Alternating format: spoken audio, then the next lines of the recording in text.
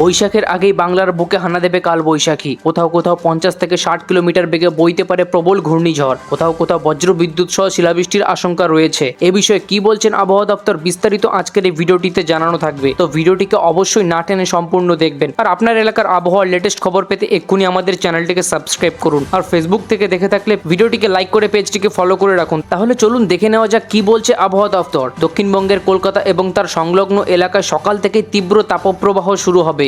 সর্বোচ্চ তাপমাত্রা 36 থেকে 40 ডিগ্রির কাছাকাছি অনুভব হবে।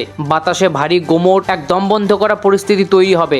তবে এখানেই শেষ নয়, বিকেলের দিকে সূর্য অস্ত যাবার শুরুতেই ঘটে যাবে এক আকস্মিক কাণ্ড। প্রচণ্ড ঝড়ের পূর্বাভাস রয়েছে। ইতিমধ্যে বেশ কিছু এলাকায় সতর্কবার্তা জারি করেছে আবহাওয়া দপ্তর। হঠাৎ করেই পশ্চিম আকাশে কালো মেঘ বিরাজ করবে। কলকাতা সহ বেশ কিছু এলাকায় বৃষ্টিপাতের আশঙ্কা রয়েছে। কোথাও কোথাও 50 থেকে 60 কিলোমিটার বেগে বইতে পারে ঘূর্ণিঝড়। এদিকে উত্তরবঙ্গেও বেশ কিছু এলাকায় সূর্য অস্ত যাওয়ার পর থেকে এক নতুন মোড় নেবে।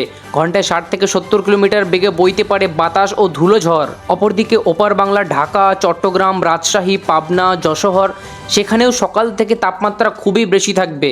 তাপপ্রবাহের মতো পরিস্থিতি তৈরি হতে পারে বলে জানা যাচ্ছে আবহাওয়া দপ্তরের তরফ থেকে। দুপুরের দিকে সূর্যের তাপ যেন আগুনের লেলোহীন শিখায় পরিণত হবে। তাপমাত্রা 37 থেকে 39 ডিগ্রি পর্যন্ত পৌঁছতে পারে। কিন্তু রাতের দিকে হঠাৎই দিক পরিবর্তন করতে পারে বাতাস।